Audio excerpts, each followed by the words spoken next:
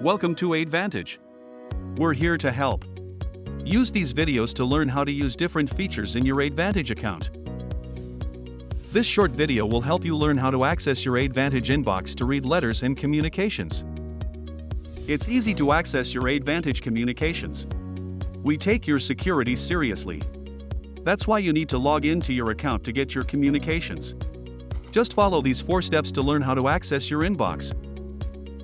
First, to log in, go to aidvantage.studentaid.gov. Next, go to the secure login box and click Login. Before you can continue, you must read a warning message. After you read the message, click Accept.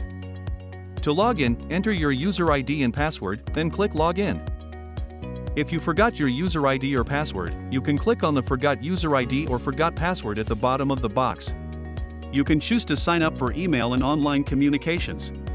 Enter your email address twice and then click Yes, send me emails. If you don't want to sign up, click No, thanks. Next, you will go to the account's summary page.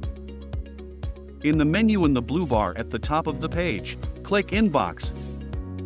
This is an example of what your inbox will look like.